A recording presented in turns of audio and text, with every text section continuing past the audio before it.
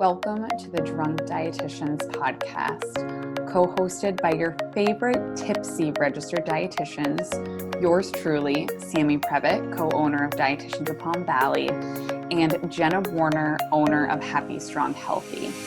Us dietitian besties can't stand diet culture bullshit and love keeping it real. Our mission is for all humans to believe that they are made for so much more than chasing a smaller body. We are also here to share with you that food can be fun and pleasurable again. Although we're medical professionals, we are human too. We are not afraid to share our deepest secrets and how years of our lives were taken by diet culture. We started this podcast so no human has to feel alone in their journey towards food freedom. So grab your favorite cocktail and join us for our favorite casual happy hour and expect to laugh, cry, learn, and grow. Cheers.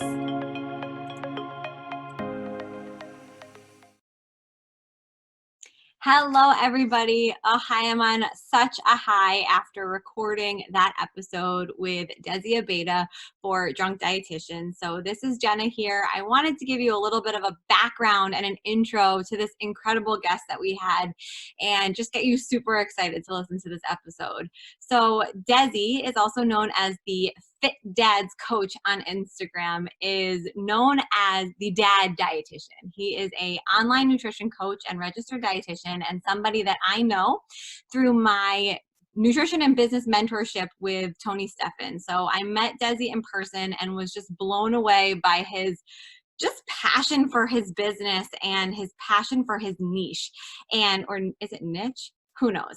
Anyways, his passion for his people and his tribe and the group that he coaches and educates every single day. And what an interesting and specific group of people that it is. So a little bit of background on Desi's.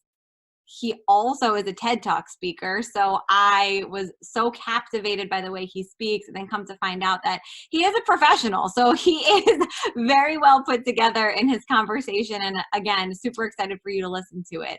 When Sam and I were putting together the list of guests that we wanted on this podcast, he was somebody that came to my mind, top of the mind, because he does serve such a unique population. And there's really no one out there doing what this guy is doing. And, you know, through the conversation today, we did decide that he should also be doing this for women, and he said he is. So if you are woman or man, whoever you are, know that his group can be for you. But his specific niche is the Dad Dietitian. So a little bit of background info on Desi. Desi focuses on helping men, especially dads, build up the confidence with their health and their family life.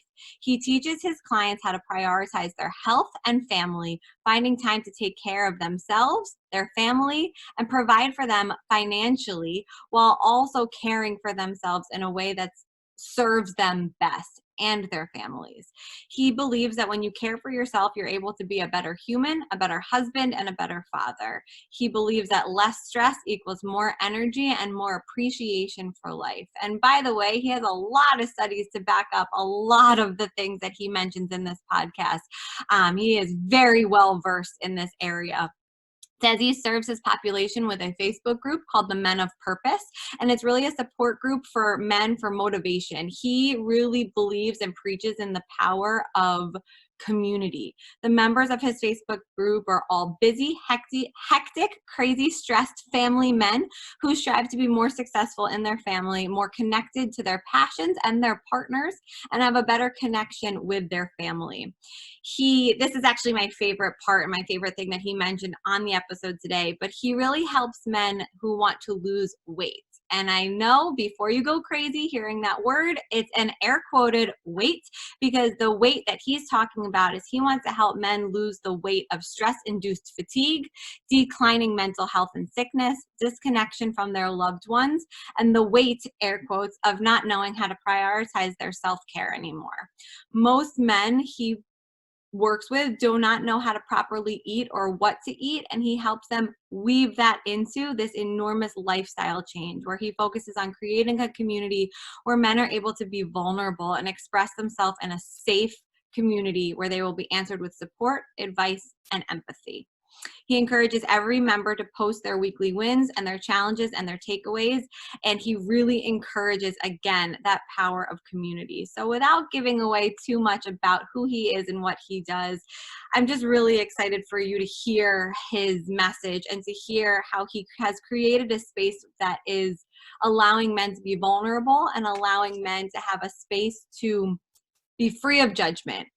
What Sam and I, a lot of the clientele that Sam and I work with are primarily women. A lot of the guests that we have on this podcast are primarily women. And so it is a really powerful conversation to hear this different discussion and this different arena and in this different area. So again, without further ado, I'm just going to wrap it up here and can't wait for you to listen and hear all of the powerful things that Mr. Desi Abeda has to say. You can find him on Instagram at Fit Dad's Coach, and you can find him on Facebook with the Men of Purpose Facebook group. You definitely want to give him a follow. He is also going to be speaking on a South by Southwest stage. He has a TED Talk, which you're going to hear about in this episode, and he is a captivating individual. So cheers to you. Thanks for being here, and can't wait to hear what you think.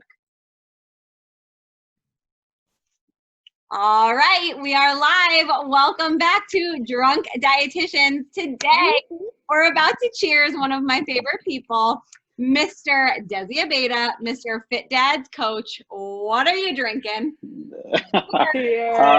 He's on a different time zone, so it's a little bit earlier where he is. So we're all having our separate types of beverages this morning, but his has a little bit of something spiked into his coffee. But to just give this a little start, Desi and I have known each other.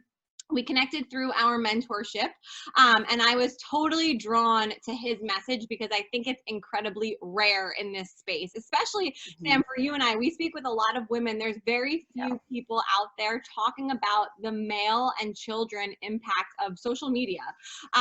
So without too much discussion now, because I want to hear the most from Desi, the topic today is really about the damaging social media message and that impact about food and nutrition and fitness and how it impacts children and men's health. Desi is known as the Dad Dietitian, and he has like so much incredible information to share. So I'm gonna let Sam do the rapid fire first, and then Desi, we want to hear all about you. Absolutely. Perfect. All right. So let's start off with a rapid fire, a little get to know you better, because I don't know you as well as Jenna. So first off, wine or beer? Beer. Coffee or tea? Coffee. Tequila or vodka? Tequila, 100%. Totally agree with you. What's your favorite type of tequila? This isn't rapid fire. I just want to know. Damn, I was not ready for this one. Mezcal. Don Julio. Oh, Don I Julio, hate sure. mezcal. Oh, you like Don Julio? Okay. Ooh, mezcal is good too. See, and this goes back to what I actually put with your interns. Like, I like bitter taste, and I'm a weirdo, but I'm all about mezcal. Interesting. One time I got a margarita with mezcal in it, and I didn't know what mezcal was, and I looked at the server, and I was like, I think you put barbecue sauce in my drink. And she was like, and then I later learned that meant. Nice. Okay. Back to our rapid fire. Snow or scent? Sorry, I'm still laughing at your barbecue joke. Okay. Sorry. All right. I'm locked in. What's the question? Snow or sand? Snow. Crunchy or smooth peanut butter? Crunchy. I'm not a psycho. Woo! Did you hear that? Not a psycho. Thank you. Oh, no. Sammy, I'm sorry. We're not friends anymore. Oh, my gosh. I told her once I buy smooth peanut butter for my dog. Like, that's it. That is the strangest thing. That is strange. Anyways, whatever. Okay, last question here. So if you could have anything in the entire world with limitless quantities, what would it be? The only thing you can't say is money. Jeez. I mean, this is right up with the brand, right? Family time. Oh, that's awesome. We haven't had that answer yet. No, because I'm a big person on that, describing, overall health. Like, they did this long-term study at Harvard, right, of happiness and health. And what they found is most of the people exercised, they ate well, and they were heavily connected. So to me, family connection just breeds everything else in my life. So yeah, that's where my mind went. That's amazing. People like you, and like that's really part of why I wanted you on here. We wanted you on here the most because your message is so unique, and like just a sentence like that. Like, can I ask how old you are? I'll be 34 on Monday. So, hey, happy birthday! Hey, happy early birthday! Thank you. 34-year-old man in this crazy world and in the nutrition space, and as a dad and a husband and a provider, and like, how do you get your message out there so strong? How do you practice what you preach? Like, that's hard. Yeah, no, I mean, I think it's a lot of the things that we're learning just with our message. It's consistency. And even during the times where I feel like no one is listening, I think the thing that drives me, like I had a client ask me like, Des, like, how do you stay locked in? How do you do content? How are you there for us? Like, how do you do all of this? And I think at the end of the day, the thing that I think about most is when I have been in like struggle mode at its best, even thinking about to the largest extent of like, do I even need to be here type of thing. I really craved community. I really craved this message. So to me, if I don't get up, staying locked into this message, someone out there is literally suffering. And that's what I think of. So during those times, like even last night, like my little girl did not want to go to sleep. So I woke up at 6. I was like, I got to get this message out because someone out there needs to hear it. So yeah, I think that's the thing that drives me weirdly. No, it's beautiful. Yeah. Yeah, that your niche to me is like when Jenna told us that you were coming on and had this idea to bring you on, I hadn't heard of you previously, and I'm so happy I did because we do get some men at our practice. We're a group of 4 dietitians at Dietitians Palm Valley, but I would say, I mean, we literally took our numbers from 2019, and I think it was like 85% of our clients were women. But that, I mean, that's still, there are still some men in there, and I feel like with men, and this is going to be a bad question because I feel like I'm stereotyping, but I'm just from the women. Probably true. Yeah. So from the women that I meet with, a lot of them are stay-at-home moms or they're working moms with a family, and they feel like, again, this is so stereotyping, like majority of my clients, but they feel like the men aren't, like, they don't play a role in nutrition or food or cooking. And that's not all of them. But so how do you, like, when you have clients, like the males, the fathers that you have, do you ever have guys like that are like, I need to somehow enter this space and I don't know how to, or like who's your usual client? I know you have probably many. Yeah. But like, No, that's exactly what it is. You know, it's very seldom that I get someone who is well versed in like all things cooking and equality and things like that. I think most of the time the men that step foot into my program, and this is also me pre-screening too. I posted this a while back. I had a guy who was like, dude, I'm not interested in doing the dishes. I'm not interested in doing the cooking. Just teach me how to get shredded. And I was like, okay, yeah, you're not the person for me. Goodbye. bye. Yeah. So like, yeah. And at the same time, it's like, tell me how your significant other feels about that. Like, okay, end of conversation. But most of the time they do walk in, and it's really nice because vulnerability for men is, for anyone really, but mostly for men, is uncomfortable.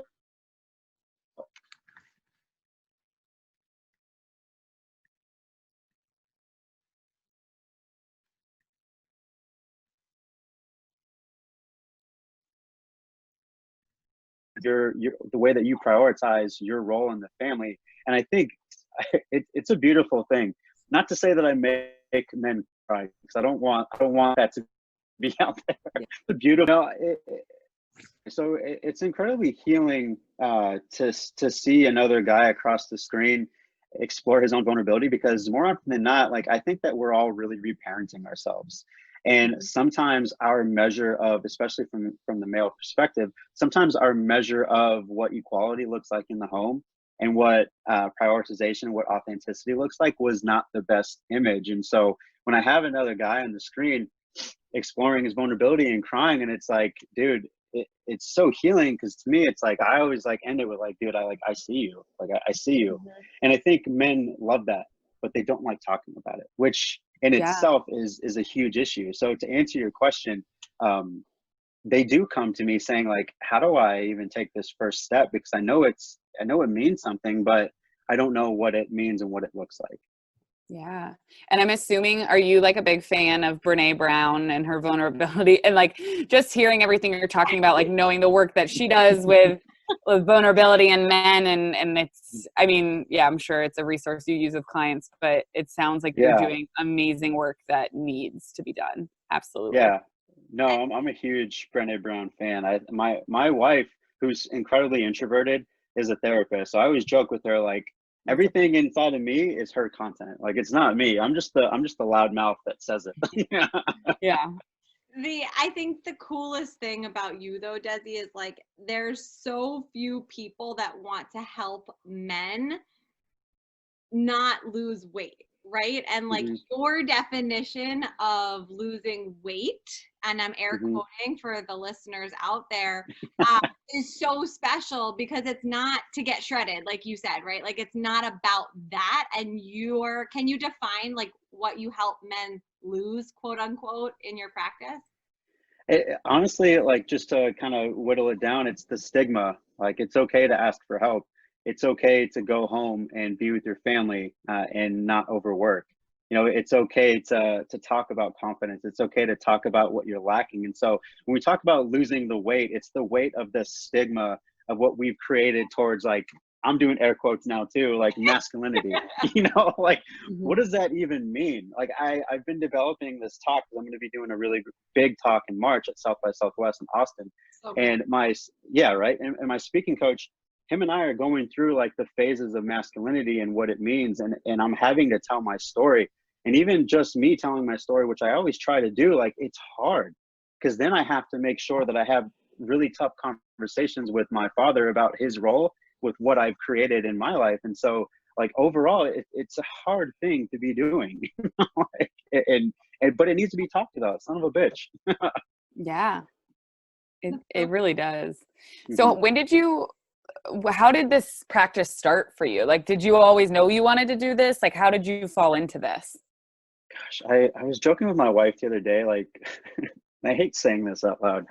I I don't like being an employee. Like, I always knew that I wanted control over, like, great. my It's a good thing here. yeah, right.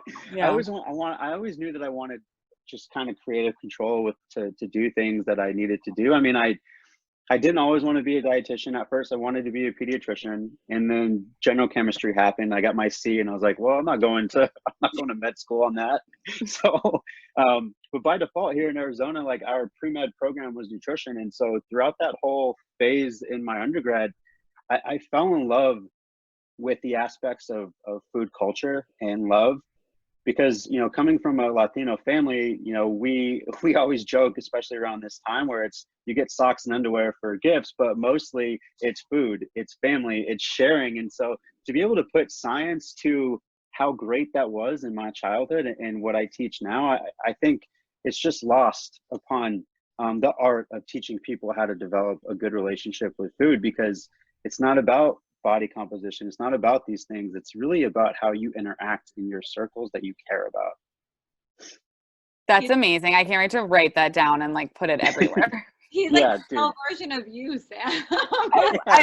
I'm in shock right now. Like, I had no idea how amazing this guest was going to be, because I don't know how much you know about our practice, but we've been really shifting from like being a dietitian in traditional dietetics to a Hays centered practice and, complete intuitive eating. And it's just, Mhm. it's so rare. And I would say with the men that we do get in our practice, like, most of them have never even heard of that. Yeah. And a lot of people haven't heard it in general. But so it's mind blowing what you're saying right now. And I'm loving Yeah. everything you're saying. Good, good. I think it needs to be talked about more because it's lost in a lot of ears.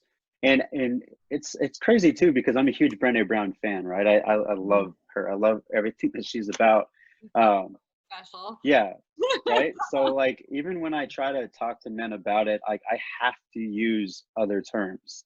Like, I have to use strength. I have to use courage. I have to use these things that most men, like, want to be. It's like, here's the other thing too. And I try to speak to their hearts so much so where I'm like asking them to be the hero in their own story. that right there usually is just like, shit, like these are the areas that I'm playing it small and I need to start playing it big. And then I can dive into like, okay, well, sharing is disarming. Sharing is courageous. And then I'll introduce vulnerability. And so it's kind of a long strung out process than it would be just talking with a female, because it's a lot easier. I mean, I could talk to you both about this till day's end. But to another male, it's like, okay, Des, I get it, dude. You're in your feelings. Next topic. I think that what you're saying though right now is like, you need to go viral in general, because, and I'm looking at some of the notes on our page here, like one of our interns wrote, like, there's no place for men to be open without fear of judgment. And like, that is so powerful. Cause like you see us on Instagram, like yesterday I was like taking the hair off my face and like shaved the bottom of my chin off. And like, I'll talk about that on Instagram and like people will think, Jenna. like, I love you. I went to bed last night. I was like, why is my face burning? But like we can talk about that, right? And like that's funny, but like you don't see men on Instagram or Facebook or wherever on platforms talking about that. Men are typically like, I made all this money and I lifted all this weight and I do all these things. And it's like, that's hard to connect to, and that's not what our space is. But like, how do you help people understand that like it's okay to talk about the things that are not okay? Yeah. You know, and this is the thing I usually tell them, and it usually rings true with them each and every time. You know, I'll ask them like, hey, if something is uncomfortable for you, it's probably the best thing for you in the moment, because what has been comfortable has gotten you to a place where you needed this program. Right. And most of the time when I say that, they're like, fuck, okay. Like, yep. Yeah. And even then, like, and it sucks, because I was actually gonna text our text chat of people that are in our individual mentorship. Dietitians. Yeah. Right. And I was gonna text like, all right, you guys, I need some support. Like I've you know, other clients have transitioned out of nowhere. And right away I was like, okay, like what does that mean for me? And I think just taking a step back and having a support system to say, okay, I'm not that important. This is not the reason why they're leaving. Like this is their own journey, and that's okay.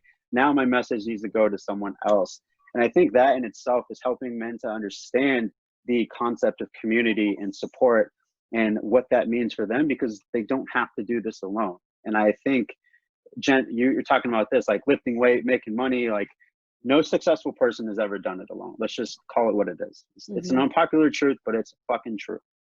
Right? So at the end of the day, it's asking these men to understand that and to be vulnerable in their process, so much so where they can say, okay, this is how this applies to me, or like, okay, I don't understand this. Can you educate me more?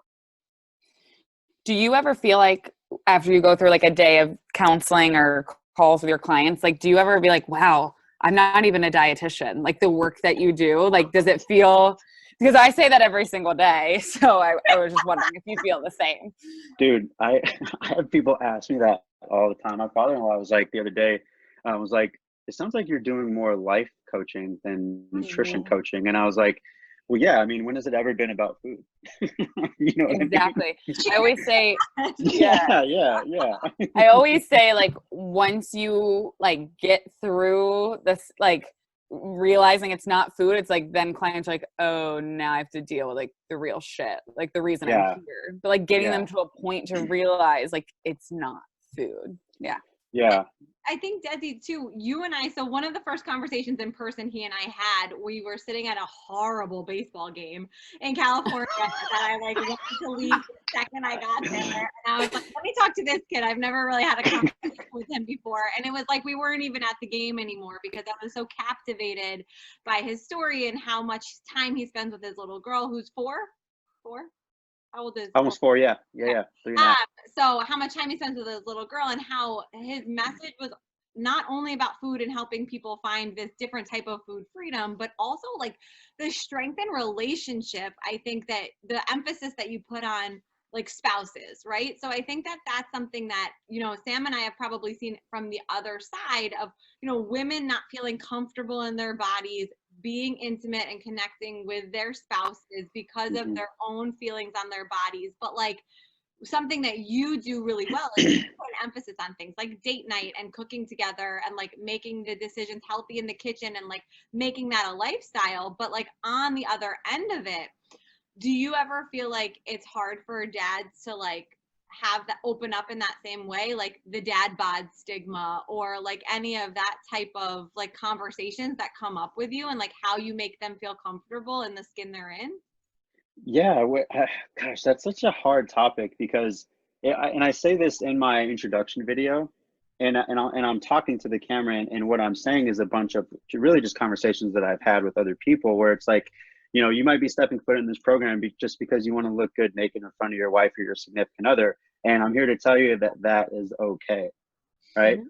And so it's funny because even with like this dad bod stigma, like I had a conversation with a client the other day where I was like, look, just like the process of behavioral change, just like the process of gaining confidence, like there's going to be days where you don't enjoy your body. Like, and I said to him, like, I'm gonna raise my hand right now. Like, my body has changed. It absolutely has. Right. To So 30. like, yeah, right. My body has changed. And I always joke with my wife where it's like, I've seen my six pack once in high school and that's it. Right. But to be vulnerable in that process and to say like, hey, like there are going to be some days where you don't enjoy it, but let's be real. What you're actually seeking is affirmation and validation through your connection to your wife or your significant other. And so, and I'll ask him, like, tell me what's going to be more fruitful for you to disconnect, for you to just sit on the couch with the TV on, go work, go do whatever you need to go do. Or if you go connect with her or your significant other, like what's going to be more connective? And more often than not, they're like, well, if I just go be with them, like, okay, well, fucking A, let's go. Yeah. Do you ever, thinking about that question Jenna just asked, do you ever have like men that come to you and then you find that their wives are like entrenched in diet culture and like you're working with them and then like the wives are trying to instill rules on the husband of what diet they're on, like, or do they usually work with you, or like how does that work? No, I always make it a family intervention because I mean, Okay. so I started working with eating disorders, right? Okay. And that's where I got primarily, like you asked about counseling. I sat through every single one of the groups because my mentor was like the best therapist that I've ever seen in my life. Okay. But I saw how she navigated situations. And my big thing, especially when someone steps into the program, is like, I want to know what the family dynamic is. And so what I will ask them, and Jenna, you've heard this before, I'll ask them about family dinners. Tell me about it. And if mom is doing Love something that. different and dad is doing something different and the kids No, are doing I something love different, I'm just like, right away, I'm just like, man, what the fuck is going on right now? Like, hold on. Yeah. Like, if we are initiating family meals, if we are initiating these new concepts, everyone needs to be eating the same thing, first of all. Second of all, I've been really fortunate to have the wives that step foot in the program, supporting their husbands, really, really love me and trust me, where I can say, it's not a good look for you to be sipping on a smoothie while everyone else is eating. Mm-hmm. It's not a good look. Like, what message are you sending to your kid? Mm-hmm. And more often than not, they're like, I don't want to send that message. And it's like, okay, well, we got to eat some food. Yeah. Yeah. So when you bring on husbands, do you do like individuals with their wives as well, or the wife will just kind of sit in when needed, or I'm just interested. Usually the wife will sit in as needed. Okay. It's funny because like right now it's the men of perverse nutrition, right? I have 5 females right now that are awesome. I was They're gonna say, freaking awesome. Yeah. like, you need Yeah. to work with women also because your message is Yeah. so powerful and gentle. Like it's a gentle message that's Yeah. really strong. I know that Yeah. sounds like an oxymoron, but it is. No, it makes sense. It totally makes sense. Can you tell Yeah. Sam too a little bit about your TED Talk? So Desi, I listen. Okay, so before at Fancy when we were all there together, Desi and I both spoke. I was like so anxious and nervous about my speech that I was like didn't know at the time that I had the flu, but, like profusely sweating and dying, nervous, had all of these pages of notes. Meanwhile, Desi was going right after me. I was like, I haven't really even thought about what I'm going to speak about yet. Got up there, freaking crushed it, uses the whiteboard, Mr. TED Talk. But he has spoken on huge stages before, and it's clear as to why, because he's an incredibly captivating speaker. But your TED Talk about food fights is a Mm-hmm. really interesting spin and can kind of bring in some of the discussion about the impact of social media on children Yeah. in this conversation. So can you tell us a little bit about your TED Talk?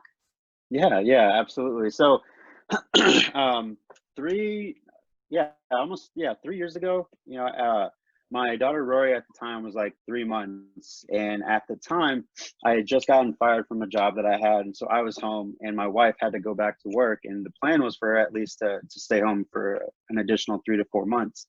And so I was tasked with the opportunity to give my daughter a bottle. And so first day, like she's screaming her head off and it's horrible. And I'm like, okay, like that failed. Like, okay, let me try this again a little bit later.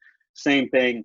And it got to a point where I was like really frustrated, extremely frustrated. And the tipping point for me was like, I FaceTime my wife and I was like, and my goal, my intention was to say, look what this baby is doing to me, right?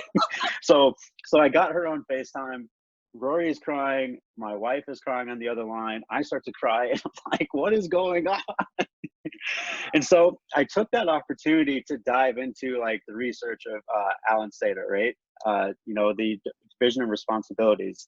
So we did that and we ended up going to a breastfeeding support counselor who just really showed me about my role in feeding, like how it's supposed to be playful and safe and all the things that we learn about in school, but application, like at the time I wasn't even thinking about it. I was too much in my head in this shame space of like, I'm supposed to be an expert, supposed to be her dad, supposed to be like the head of the household. Like I can't even feed her. Like, who are you? And I'm like this like existential moment of like, what the hell are you doing? Yeah. And I've heard Yeah. this Yeah, right. And so all of that happened, and then what I did then was like, okay, well, like this needs to be talked about because I have seen the same things in working with eating disorders and the role of diet culture and the role of what we're learning through external messages. And so I parlayed that opportunity with like, this isn't the same thing that we see with diet culture, where it's like you're told what to do, you're forced, and you stop trusting yourself. So in taking that opportunity, I had just said, like, what if as a culture, what if as a society, we started to look at food in the same way that kids do, with magic and intrigue, and comfort and wonder, right? What if we started to look at food like that, so that we stopped looking towards these external messages, but listening to ourselves? And as parents, what are we doing to teach that? And so like it was such a great opportunity. And I think when you have these bucket list moments, I grew up wanting to be like a huge, professional athlete and hip hop star. That's amazing. You know what I mean? But the second that I got done on stage, it was like that moment of like, holy shit, that was amazing. I did that based off of failure, a failing experience, failing forward, like whatever you want to call it, like, right? Cheers.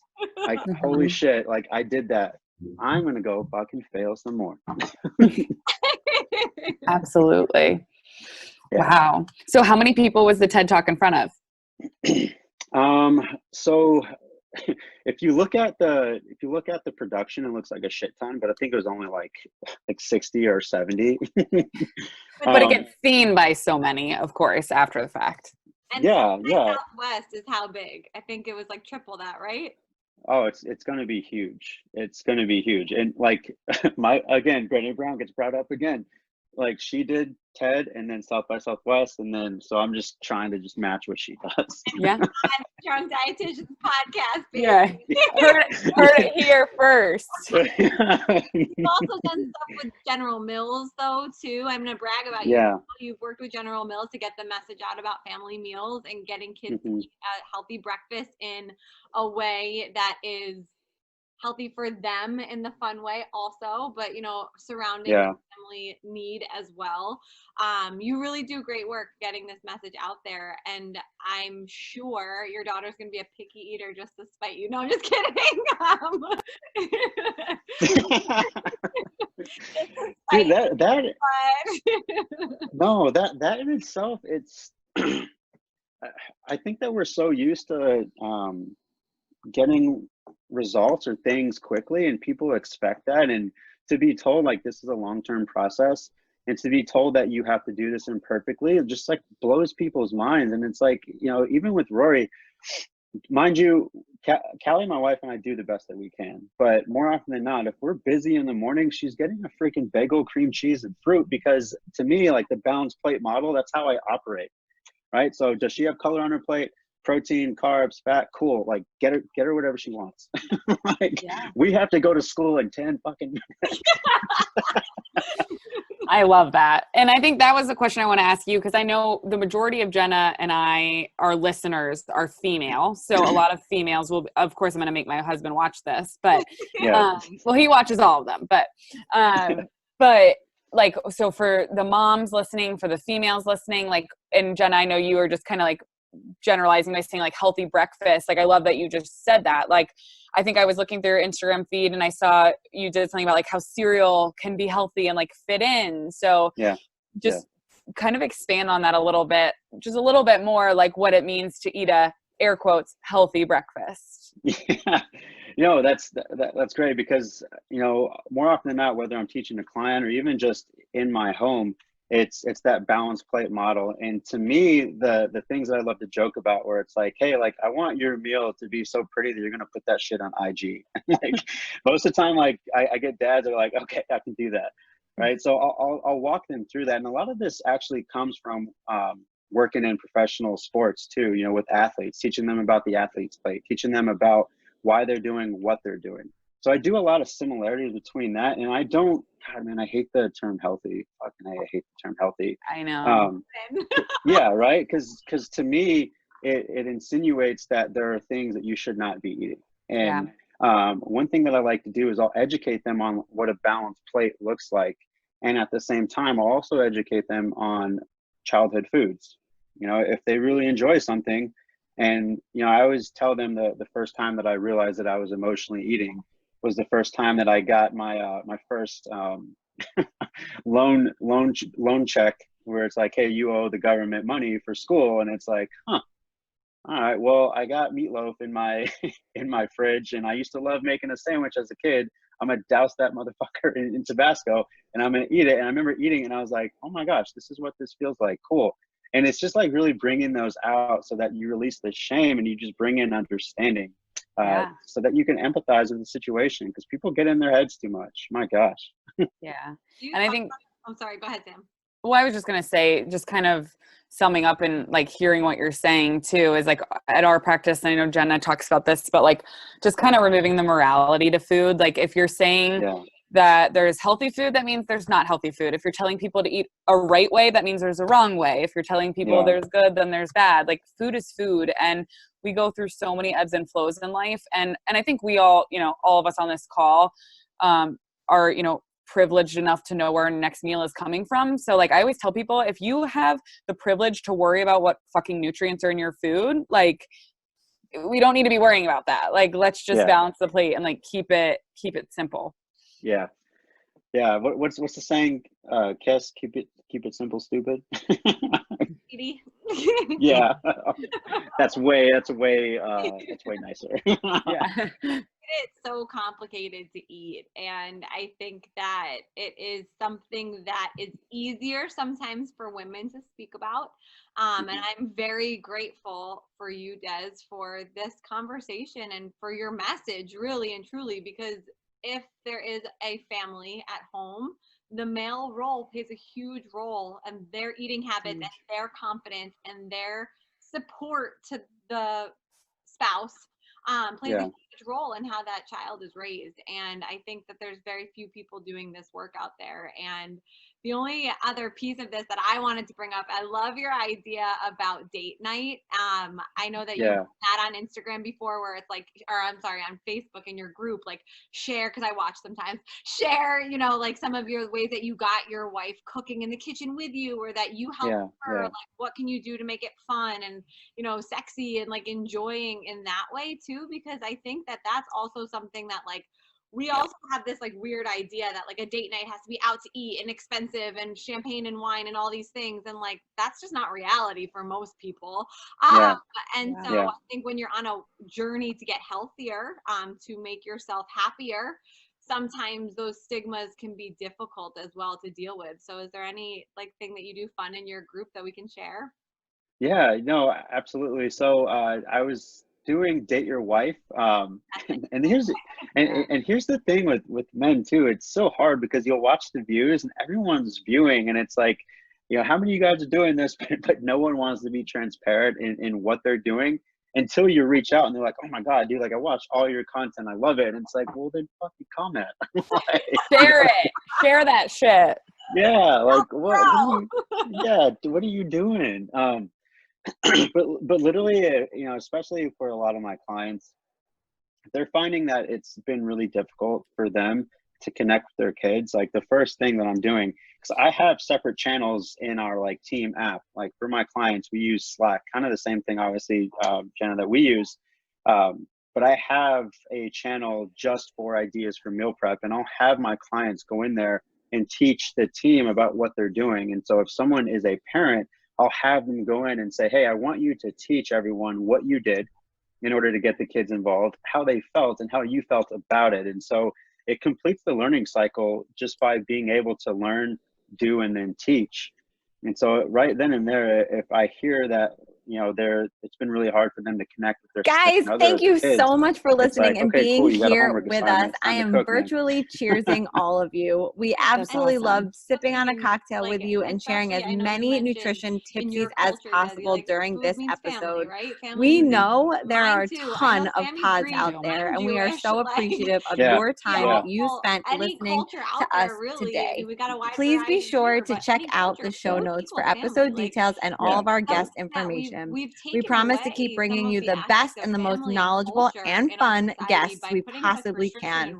Please be sure to subscribe, like, share, and post if you enjoyed our content today. And visit us on Instagram and Facebook at Drunk Dietitians to find out what is up next for us on the pod. We absolutely love you. We appreciate you and can't wait to spend more time cheersing with you soon. Yeah, I don't know, but it sounds good. Yeah, just go with it. Yeah. But like it's powerful and it's special, and I could pick your brain all day about this stuff. Yeah. I think to follow up Jenna's question, I love the like Date Your Wife idea and challenging people. And I love that you have like your own clients like teaching, because like you said, that's huge to really complete the learning process. Do you have like two other, like you could do 2 or 3 like big takeaways, big tips that like for all people viewing and listening that you think could be huge for them to hear from you? I think the first thing is, that you are capable. You're extremely capable. It's pretty likely that you just need some understanding and support and love. I mean, that's just what it boils down to. So the first thing is you are capable. The second thing is stop lying to yourself. You have the time. You have the resources. It's important to you. Really work on changing it up. Like if it's time that you don't have the time, rather like, is it a priority for you right now? Mm-hmm. Right. And I think that's something that I constantly spread, where it's like, we got to stop lying to ourselves. We got to take some ownership with our role in prioritizing that role. Awesome. Well, I think those are huge. I mean, I know I relate to those, clients relate to those. And sometimes I feel like, Jenna, do you feel like sometimes with our clientele, it's harder to say that, like, stop lying to yourself? Yeah. I feel like if I said that, that wouldn't go over very well. But again, obviously maybe not saying it in that way, but getting people to realize like, hey, if you don't, quote, air quotes, have time, where is your time going? Let's look at that we're spending 6 hours a day with screen time and maybe work there. But awesome. So also tell us, for anyone listening, like what's the best way to contact you? Like where can they go? Men Absolutely. Yes, both, of course. Men or what? I got a bunch of women in my Facebook group, which is really nice because I'm always really. I want to be added. Yeah, please do. So you can find me. Facebook group is Men of Purpose Nutrition, and then on IG at Fit Dad's Coach. And I'm working on TikTok right now. I don't know, Jenna, how are you doing with that? I'm just looking at TikTok. Like I look at it, I'm like, I don't know where to start. Yeah. It's I'm dating myself. I feel like I'm dating myself. I feel like it's like the next generation. And I'm like, well, how do you work this? I haven't even started. My younger cousins are always like, I Snapchatted you. I was like, I deleted that like years ago. Yeah. Like, I like refuse, but I know I need to probably keep up with the kids as well. Right? Yeah.